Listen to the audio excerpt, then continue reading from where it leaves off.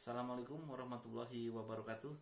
Sampurasun kepada warga Desa Cimas khususnya, kepada rekan-rekan, kepada para sahabat semua. Perkenalkan, nama saya Wisnu Handito. Alhamdulillah saat ini sebagai bakal calon kepala Desa Cimas.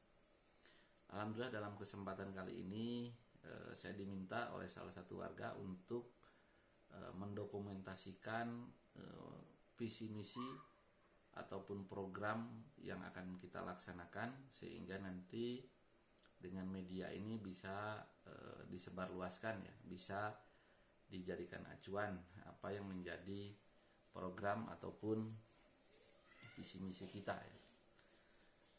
Pada intinya apa yang ada di desa, ya, seluruh kegiatan yang ada di desa itu mengerucut pada sistem administrasi, ya. Sistem administrasi itu bukan soal uang, administrasi uang begitu, bukan. Tetapi administrasi itu adalah sebuah pencatatan, pembukuan yang itu dilakukan agar terjadi sebuah acuan pengambil keputusan. Jadi dengan adanya administrasi yang baik, dengan adanya administrasi yang bagus, proporsional, profesional, sehingga kita bisa menelaah apa yang jadi permasalahan, ya. Karena administrasi yang baik itu bisa menjadi kunci keadilan sosial, ya, bisa menjadi kunci pengambil keputusan. Nah, itu.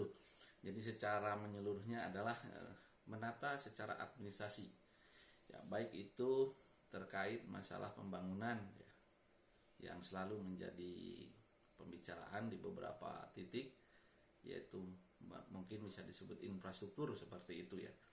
Kalau kita selalu menyebutnya jalan barangkali, ya, padahal infrastruktur itu bukan hanya jalan, banyak, ya.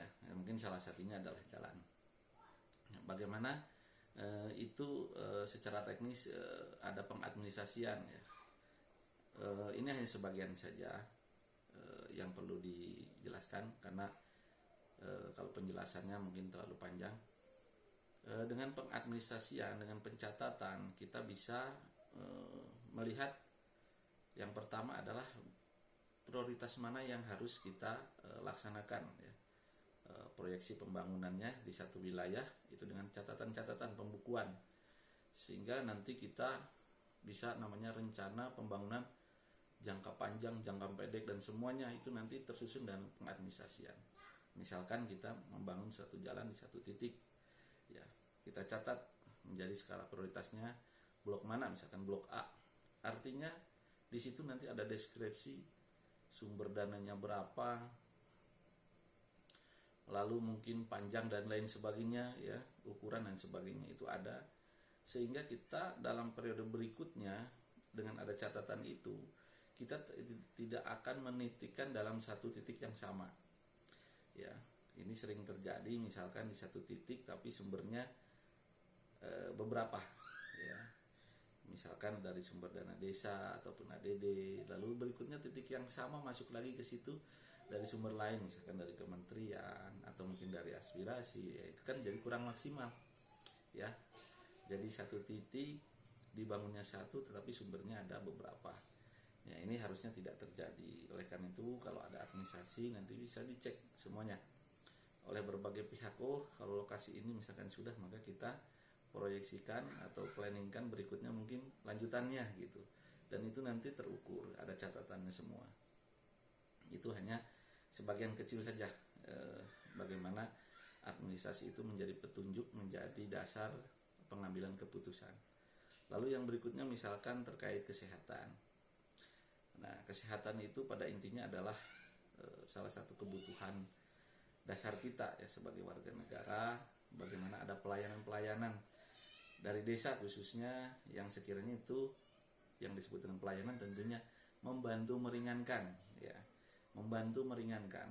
Artinya ada beberapa biaya mungkin, ya, seperti halnya misalkan mobil desa, bagaimana kita bisa memberikan satu pelayanan yang meringankan. Jadi sekali lagi meringankan, ya. Bentuk formulanya nanti akan kita lihat dari porsi anggaran yang ada, bagaimana teknisnya. Tapi insya Allah bahwa apapun alasannya bahwa kesehatan menjadi kebutuhan dasar, sehingga ini juga menjadi prioritas kita ya, prioritas kita, program kita untuk lagi-lagi memberikan pelayanan ya. Yang disebut pelayanan tadi adalah meringankan, bukan malah justru sebaliknya memberatkan. Nah, nanti kita cari formulasinya, bentuk-bentuk teknisnya, pelayanannya bagaimana ya. Mudah-mudahan, malah kita berharap kita nanti memiliki semacam kayak satgas ya. Satgas itu artinya satuan petugas yang secara khusus melayani kesehatan ya, karena kita sudah memiliki mobil ambulan yang nanti mungkin bisa kita manfaatkan secara maksimal. Artinya mungkin nanti kita ada driver khusus, ada yang mengurus surat-surat dan sebagainya. Itu harapan dari saya. Lagi-lagi kembali nanti kita lihat anggarannya bagaimana ya, apakah kita bisa men-switch atau bisa mengalokasikan sekian persen atau berapa persen. Tetapi kembali lagi tadi ya, saya ulang lagi bahwa kesehatan adalah kebutuhan nomor satu ya, kebutuhan yang paling dasar, sehingga harus kita prioritaskan bersama-sama ya. Yang berikutnya mungkin terkait masalah banyaknya komplain-komplain misalkan atau masukan misalkan terkait pajak ya. Saya garis bawahi ya, artinya komplain itu bagaimana misalkan seperti ini, Pak, saya suka bayar pajak, apakah sampai atau tidak gitu ya. Dalam arti kata seperti itu. Komplain itu artinya masukan kepada saya. Nah, ini kan mungkin sebagian juga tidak tahu bagaimana cara mengecek pembayaran pajak selama ini. Ya, karena diakumulasikan pajak di dalam satu desa itu ya biasanya besar sekali ya, ratusan juta. Ya, di desa manapun pasti ratusan juta. Bahkan mungkin kalau di desa-desa yang berkembang mungkin sudah mendekati miliar ya. Nah, ini bagaimana bahwa masyarakat ketika membayar pajak itu bisa langsung masuk ke kas negara. Nah, ini formulanya bagaimana? Kebetulan saya juga di bidang pembayaran, sehingga sedikit banyaknya saya mengetahui secara teknis bagaimana teknis pembayaran secara real time ataupun secara langsung. Nah, nanti kita sebenarnya tidak terlalu rumit ya. Nanti kita buat klaster di tiap wilayah, tetap melibatkan RT RW ataupun kepala dusun, tapi pembayarannya secara real time. Artinya langsung ke negara saat itu dan muncul rincian. Nah, barangkali mungkin warga atau teman-teman di sini juga belum tahu apakah selama ini pajaknya sudah masuk kas negara atau belum. Bisa dicek ya, silakan cek ke toko saya langsung ya. Kebetulan saya juga memiliki usaha di bidang pembayaran, jadi bisa mengecek. Silakan bawa NOP, nomor objek pajak yang ada di SPPT misalkan gitu ya. Begitu, silakan bawa nanti ke toko kita, nanti kita cek secara gratis ya, nggak usah bayar. Cek gratis, kalau bayar ya harus bayar gitu. Nah, seperti itu, silakan aja di toko saya di Cimas ya. Itu terkait pajak tentang PBB. Apa sih dampaknya pajak itu? Kalau kita bayar pajaknya sesuai target, baik target waktu, target jumlah, itu feedback atau pengembalian kepada kitanya ya tentu akan bagus untuk pembangunan. Jadi akses program pun akan lebih maksimal ya dengan pembayaran pajak yang masuk ke kas negara. Lalu berikutnya mungkin tentang potensi-potensi yang ada di wilayah kita. Kalau saya lihat potensi kita itu yang paling dominan khususnya di desa Cimas ini ada dua, potensi pertambangan dan potensi pertanian. Saya tidak mau terlalu detail berbicara itu, tetapi insya Allah itu juga menjadi bagian dari program kita ya, karena ini juga menjadi sumber mata pencaharian kita. Tentunya ini menjadi PR kita bersama. Mudah-mudahan nanti pada saatnya nanti kita harus ngumpul lagi, karena ini butuh rumusan-rumusan, butuh banyak masukan, sehingga nanti apa yang perlu dilakukan perlu banyak musyawarah dulu. Tetapi secara pribadi saya juga sangat mensupport ya bagaimana memberikan wadah khususnya misalkan pertambangan ataupun tadi pertanian ya, sehingga bisa dimaksimalkan ya. Artinya sebagai mata pencaharian ini harus kita utamakan ya. Dampaknya sangat besar karena kita juga tidak mau dengan mata pencaharian yang terganggu, yang musik, sehingga juga efeknya kemana-mana ya. Efeknya mungkin tingkat kejahatan karena mungkin tidak ada mata pencaharian ya, sehingga ini juga harus kita pikirkan. Insya Allah saya juga ada gambaran ke arah sana, tetapi tidak di share di sinilah, itu terlalu teknis dan terlalu panjang.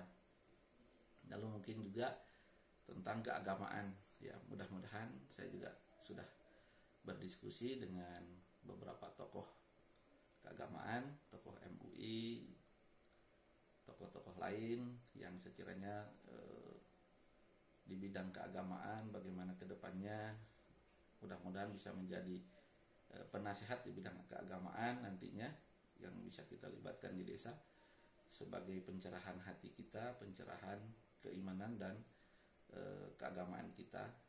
Nanti bentuknya apa dan sebagainya, karena ini terlalu teknis juga ya, yang secara garis besarnya bahwa semua itu juga akan diakomodir. Lalu berikutnya mungkin terkait yang sering saya jumpai ini di beberapa titik ya, ketika kita berjumpa dengan masyarakat, itu terkait bansos ya, terkait bansos. Nah, terkait bansos ini juga menjadi PR yang harusnya kita bisa kerjakan ya. Seperti halnya misalkan banyak sekali yang mengeluh misalkan tidak mendapatkan. Nah, ini harus kita telaah karena faktornya sangat banyak. Ya, oleh karena itu harus ada pengadministrasian. Saya contohkan misalkan dalam satu RT ini, misalkan kalau kita data itu ternyata kebutuhan yang harus diberikan itu misalkan katakanlah 30 orang. Nah, ternyata yang saat ini mendapatkan misalkan 20. Nah, itu harus tercatat sama kita. Sehingga ketika ada selisihnya 10 ini bagaimana? Nah, ini nanti kita lihat apa permasalahannya. Ya, kalau bisa kita ajukan, kita ajukan. Atau permasalahannya misalkan ternyata KTP-nya tidak sesuai namanya, tidak sesuai NIK-nya, atau mungkin status pekerjaannya. Ini kan jadi permasalahan. Ya, makanya kita telaah dulu. Ya, kita tetap positive thinking. Artinya ya, tetap harus kita lihat detail permasalahannya. Kalau bisa kita bantu, kita usahakan, kita ajukan, ya kita ajukan. Karena biasanya semacam bansos seperti itu biasanya ada kuotanya ya. Misalkan kuotanya 600 ya, secara global dalam satu desa misalkan. Ternyata setelah didata tadi, di administrasi tadi gitu ya, dirinci dari tiap KRT-an misalkan, kok ternyata harusnya 700 misalkan. Nah, berarti ada selisih 100, bagaimana ini? Nah, harus kita pelajari apa permasalahannya. Ya, mudah-mudahan itu pun sebisa mungkin saya mengharapkan nanti ada keterlibatan mungkin membentuk satu tim khusus atau disebut satgas ya, satuan petugas yang bisa membantu memaksimalkan hak-hak masyarakat tadi ya, hak-hak yang seharusnya dapat, bagaimana diperjuangkan gitu. Jadi apa yang jadi PR ini terlalu luas, sehingga kita dalam satu tim di desa itu hanya beberapa orang, mungkin kita akan butuh banyak pihak ya, selain daripada RT, RW dan kepala dusun. Ya, kita semua harus bergerak ya, bagaimana memaksimalkan itu. Lalu yang berikutnya mungkin tentang kepemudaan. Nah, ini kalau saya lihat dari beberapa titik, beberapa wilayah, sebenarnya potensi anak muda itu cukup bagus ya, terutama misalkan olahraga. Kalau saya pribadi memang saya senang dengan musik. Kebetulan dulu saya juga pemain band ya, yang menekuni dunia musik ya. Artinya saya juga suka, secara pribadi juga suka. Nah, kebetulan dari beberapa kunjungan, contohnya di wilayah Sarongge itu ada sekitar 80 lebih pemuda, persatuan pemuda ya, dan mayoritas mengatakan bahwa mereka butuh sarana olahraga ya. Lalu misalkan di titik Cibuluh itu bahkan sudah ada lapangnya ya, sudah ada lapang volinya. Nah, itu saya lihat juga pemainnya bagus-bagus ya. Lalu di kemarin di Pamoyanan ya, saya lihat juga banyak pemuda-pemuda yang antusias dengan voli ya. Mungkin juga di titik-titik lain ya, yang ini harusnya tersalurkan ya. Ya, saya berharap nanti desa bisa memberikan dukungan ya, ataupun selain daripada wadah untuk menyalurkan hobinya, bisa dukungan secara real, secara nyata ya, entah itu nanti kita pilih bibit-bibit yang berkualitas lalu dibikin klub dan lain sebagainya, sehingga itu menjadi potensi atau nilai ekonomi ya. Karena kalau kita fokuskan sebenarnya itu menjadi potensi ekonomi juga, potensi bisnis ya, baik itu untuk pemainnya, untuk sponsorshipnya gitu. Jadi ini ada semacam pola bisnis ya. Tentunya kalau kita suka dengan potensi bisnis ini bisa difokuskan. Nah, begitu harapan saya kepada warga. Dan terkait video ini bisa disebarluaskan, bisa di-share ke teman-teman yang lain, tidak perlu dirahasia-rahasiakan ya, supaya warga bisa melihat ataupun menelaah, menjadi referensi ketika nanti memilih kepala desa. Insya Allah saya tidak ada beban apapun dalam proses pemilihan kepala desa kali ini ya, tidak ada beban, sehingga saya berpesan kepada baik itu tim, baik itu warga desa secara umum, warga desa Cimas, mari jadikan ajang pemilihan kepala desa ini adalah ajang kita untuk menuju Cimas bangkit, Cimas hudang ya. Tidak perlu kita ada panas-panasan atau saling fitnah, saling jelek-jelekan, atau bahkan mungkin istilahnya bertopeng sana sini. Tidak perlulah. Yang kita cari adalah amanah, yang kita raih adalah satu kebaikan, ibadah ya. Saya hanya berpesan, jangan menggunakan cara-cara yang tidak beradab, cara-cara yang tidak terhormat gitu. Kalau ini menjadi hal ibadah, maka kita harus menggunakan cara yang baik agar menghasilkan sesuatu yang baik. Jangan sampai kita sayang satu batang tapi kita hilang satu lapang. Itu pesan dari saya. Kalau ada money politik ya jadikan pembelajaran. Ada yang memberikan satu bentuk iming-iming, kita jadikan pembelajaran. Kita tidak perlu juga cemooh, mungkin itu cara orang lain ya, tapi setidaknya kita selalu belajar bahwa di sini kita niatnya adalah membangun desa kita.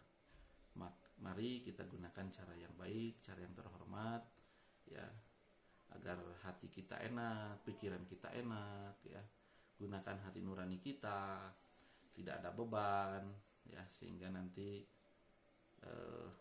nyaman di hati kita, karena ini untuk anak kita, cucu kita ya.